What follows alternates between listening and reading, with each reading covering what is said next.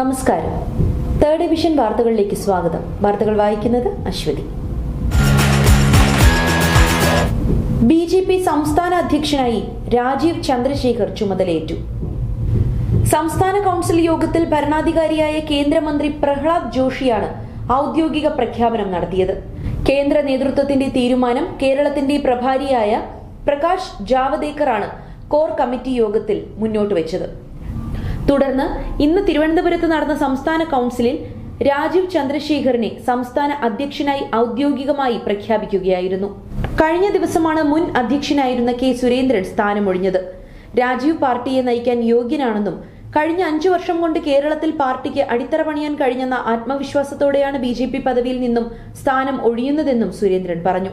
ഇതുകൂടാതെ പത്മജ വേണുഗോപാലും PC ജോർജും ദേശീയ കൗൺസിലിൽ അംഗങ്ങളായി. വാട്സാപ്പിൽ അധികം കളിച്ചാൽ പൂട്ട് വീഴും.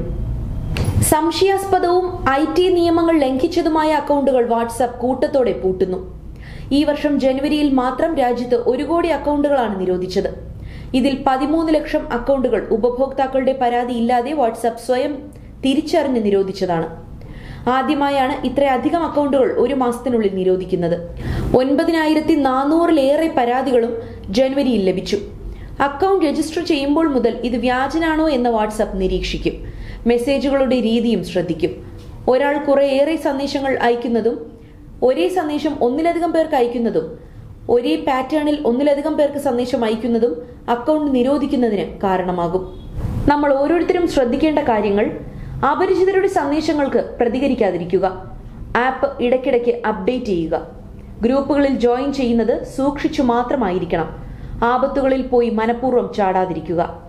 സ്ഥലം മാറ്റത്തിന് അപേക്ഷിക്കാൻ കഴിയാതെ റവന്യൂ.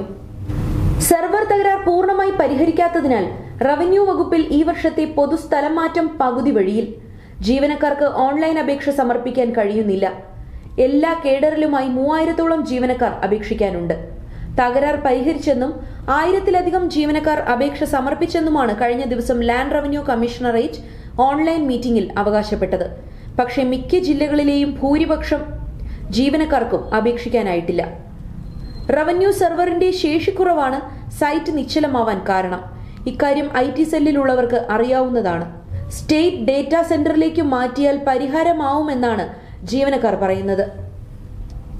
സിനിമാ മേഖലകൾ വൻ പ്രതിസന്ധിയിലേക്ക്. സർക്കാർ പിന്തുണയ്ക്കുമെന്ന് പ്രതീക്ഷ. പ്രതിസന്ധി മറികടക്കാൻ സർക്കാർ മാത്രമല്ല, സഹപ്രവർത്തകരും വിട്ടുവീഴ്ചയ്ക്ക് തയ്യാറാകുമെന്ന പ്രതീക്ഷയിലാണ് മലയാള സിനിമാ വ്യവസായികൾ. കോടികളുടെ നഷ്ടം ഇനിയും സഹിക്കാൻ കഴിയില്ലെന്ന നിലപാടിലാണ് സംഘടനകൾ. മന്ത്രി സജി ചെറിയാനുമായി നടത്തിയ ചർച്ചയിലെ ധാരണ പ്രകാരം സമരം പിൻവലിച്ചെങ്കിലും വ്യവസായ സംഘടനകൾ വിട്ടുവീഴ്ചയ്ക്ക് തയ്യാറായിട്ടില്ല. സർക്കാരിന്റെ പിന്തുണയ്ക്കാണ് പ്രഥമ പരിഗണന. വിപണി തിരിച്ചറിഞ്ഞ് താരങ്ങളെ സമീപിക്കുന്നത് നിർമ്മാതാവും സംവിധായകനുമാണ്. തങ്ങളുടെ വിപണി മൂല്യപ്രകാരം പ്രതിഫലം ചോദിക്കുക താരങ്ങളുടെ അവകാശമാണെന്ന വാദം അമ്മയിലും ശക്തമാണ്. സംവിധായകരും ഛായാഗ്രാഹകരും ഉൾപ്പെട്ട ഫെഫ്ക വ്യവസായികളുടെ നിലപാടിനോട് അനുകൂലമാണെന്നത് ആശ്വാസം നൽകുന്നതാണ്. ടെക്നിക്കൽ ഹൈസ്കൂൾ പ്രവേശനത്തിനായി അപേക്ഷിക്കാം. നെടുമങ്ങാട് മഞ്ച സർക്കാർ ടെക്നിക്കൽ ഹൈസ്കൂളിൽ അടുത്ത അധ്യയന വർഷത്തേക്കുള്ള പ്രവേശനത്തിന് അപേക്ഷിക്കാം. ഏപ്രിൽ 8 വരെയാണ് അപേക്ഷ ക്ഷണിക്കുന്നത്. www.polyadmission.org എന്ന വെബ്സൈറ്റ് വഴി ഓൺലൈനായിട്ടാണ് അപേക്ഷിക്കേണ്ടത്. എക്സൈസ് ഓഫീസർ നിയമനമില്ലാതെ റാങ്ക് ലിസ്റ്റ്. വനിതാ CPO റാങ്ക് ലിസ്റ്റിന് പിന്നാലെ നിയമനമില്ലാതെ വനിതാ സിവിൽ എക്സൈസ് ഓഫീസറുടെ റാങ്ക് ലിസ്റ്റും വിട പറയാനൊരുങ്ങുന്നു. ഏപ്രിൽ 16-ന് കാലാവധി അവസാനിക്കുന്ന റാങ്ക് ലിസ്റ്റിൽ നിന്നും ഇതുവരെ 33 പേർക്കാണ് നിയമന ശുപാർശ അയച്ചത്. 506 പേരുടെ റാങ്ക് പട്ടിക പ്രസിദ്ധീകരിച്ചതിൽ 7% പേരുടെ നിയമനമാണ് നടന്നത്. കണ്ണൂർ, പത്തനംതിട്ട ജില്ലകളിൽ വനിതാ റാങ്ക് പട്ടികയിൽ നിന്ന് ഒരാൾക്ക് പോലും ശുപാർശ ലഭിച്ചിട്ടില്ല.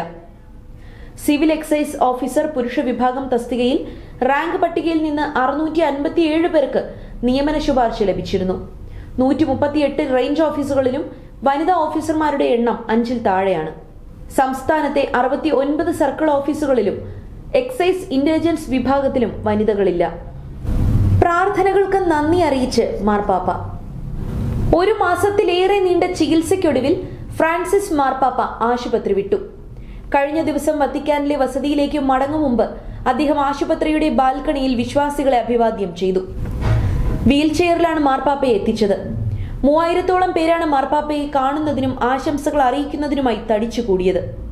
ദൈവം നിങ്ങളെ അനുഗ്രഹിക്കട്ടെ, പ്രാർത്ഥിച്ച എല്ലാവർക്കും നന്ദി, വിശ്വാസികളുടെ നേരെ കൈനീട്ടി മാർപ്പാപ്പ പറഞ്ഞു. ബ്രോങ്കൈറ്റിസ് ബാധയെ തുടർന്ന് ഫെബ്രുവരി 14-ന് അദ്ദേഹത്തെ റോമിലെ ആശുപത്രിയിൽ പ്രവേശിപ്പിച്ചിരുന്നു. പിന്നാലെ ന്യൂമോണിയയും സ്ഥിരീകരിച്ചിരുന്നു. തെക്കൻ കുരിശുമല തീർത്ഥാടനത്തിന് 30-ന് തുടക്കം. 68ാമത് തെക്കൻ കുരിശുമല തീർത്ഥാടനത്തിന് ഒരുക്കങ്ങൾ പൂർത്തിയായി. 30-നാണ് തീർത്ഥാടനം തുടങ്ങുന്നത്. വിശുദ്ധ കുരിശ് സ്നേഹഹൃദയ സ്പന്ദനം എന്ന സന്ദേശവുമായാണ് ഇക്കൊല്ലത്തെ തീർത്ഥാടനം. 30-ന് തുടങ്ങുന്ന 1-ാം ഘട്ട തീർത്ഥാടനം ഏപ്രിൽ 6-ന് സമാപിക്കും. 2-ാം ഘട്ടം പെസഹ വ്യാഴം ദുഃഖവെള്ളി ദിവസങ്ങളായ 17, 18 തീയതികളിൽ നടക്കും.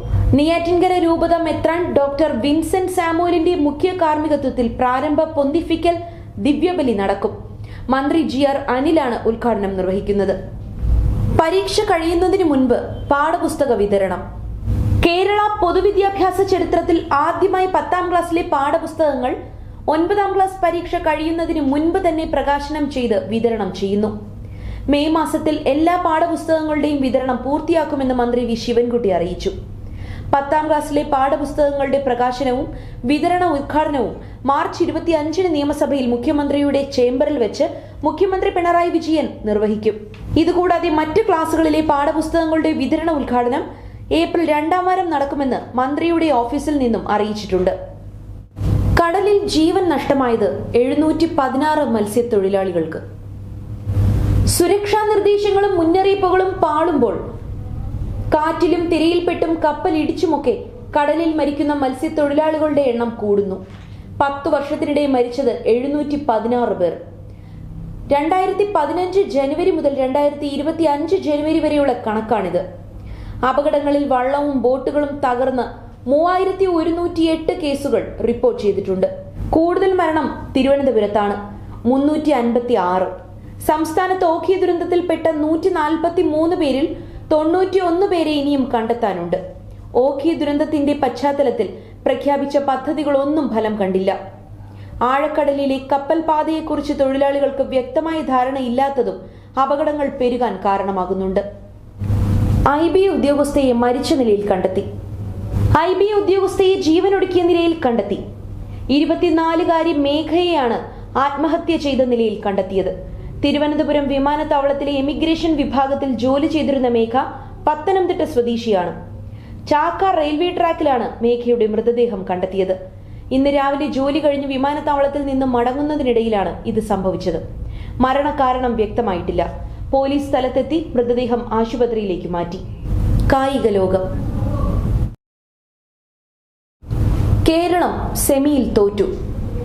അണ്ടർ 23 ദേശീയ ബാസ്കറ്റ്ബോൾ ചാമ്പ്യൻഷിപ്പിൽ കേരളത്തിന്റെ വനിതാ ടീം സെമിയിൽ തമിഴ്നാടിനോട് തോറ്റു. 70-61 എന്ന സ്കോറിനാണ് തോൽവി. 3ാം സ്ഥാനത്തിനായി കേരളം ഡൽഹിയെ നേരിടും. കേരള ഓപ്പൺ കരാട്ടെ ചാമ്പ്യൻഷിപ്പ് അടുത്ത മാസം. Kerala Olympic association Kerala karate അസോസിയേഷനുമായി സഹകരിച്ച് നടത്തുന്ന Kerala open karate championship April 10 മുതൽ 12 വരെ തിരുവനന്തപുരത്ത് നടക്കും. ജിമ്മി ജോർജ് ഇൻഡോർ സ്റ്റേഡിയത്തിൽ നടക്കുന്ന ചാമ്പ്യൻഷിപ്പിൽ 14 ജില്ലകളെ പ്രതിനിധീകരിച്ച് 4500 താരങ്ങളാണ് പങ്കെടുക്കുന്നത്. കത്ത, കുമിത്തെ വിഭാഗങ്ങളിലാണ് മത്സരങ്ങൾ. വൈറ്റ് ബെൽറ്റ് മുതൽ ബ്ലാക്ക് ബെൽറ്റ് വരെ നേടിയ എല്ലാ താരങ്ങൾക്കും പ്രായ ലിംഗ ഭേദമന്യേ പങ്കെടുക്കാം. കേരള ഒളിമ്പിക് അസോസിയേഷന്റെ ഔദ്യോഗിക വെബ്സൈറ്റ് വഴിയാണ് ഓൺലൈൻ രജിസ്ട്രേഷൻ ചെയ്യേണ്ടത്. ഏപ്രിൽ 5-നാണ് അവസാന തീയതി. നമ്മുടെ ആരോഗ്യം നമ്മളിലൂടെ. മൈഗ്രെയിൻ വന്നാൽ ശ്രദ്ധിക്കണം. അസഹനീയമായ തലവേദന നമ്മുടെ ദൈനംദിന ജീവിതത്തെ ബാധിക്കുന്നു. കടുത്ത വേദനയോട് കൂടിയ തലവേദനയാണ് മൈഗ്രെയിൻ. ശരീരത്തിനകത്തോ പുറത്തോ ഉള്ളതായ ഒരു സമ്മർദ്ദത്തോട് തലച്ചോർ പ്രതികരിക്കുമ്പോഴാണ് മൈഗ്രെയിൻ ഉണ്ടാകുന്നത്. ശാരീരിക മാനസിക സമ്മർദ്ദങ്ങൾ, രാത്രിയിൽ ഉണ്ടാകുന്ന നിർജ്ജലീകരണം, ഉച്ചത്തിലുള്ള ശബ്ദം, കഠിനമായി വെയിൽ, മൂടൽമഞ്ഞ് എന്നിങ്ങനെ നിരവധി കാരണങ്ങൾ നിമിത്തം മൈഗ്രെയിൻ ഉണ്ടാകാം. ഓക്കാനം, ഛർദി, പ്രകാശം, ശബ്ദം, ചില ഗന്ധം എന്നിവ സഹിക്കാതെ വരിക എന്നിവയൊക്കെയാണ് മൈഗ്രെയിൻ ഉണ്ടാവുന്നതിന് കാരണമാകുന്നത്. ഒരു മാസത്തിൽ 1-ലധികം തവണ തലവേദനയുണ്ടായാൽ ഇത് പ്രധാന ലക്ഷണമായി കണ്ട് ന്യൂറോളജിസ്റ്റിനെ സമീപിക്കണം. തേർഡ് വിഷന്റെ ഇന്നത്തെ വാർത്തകൾ ഇവിടെ പൂർണ്ണമാകുന്നു. നന്ദി, നമസ്കാരം.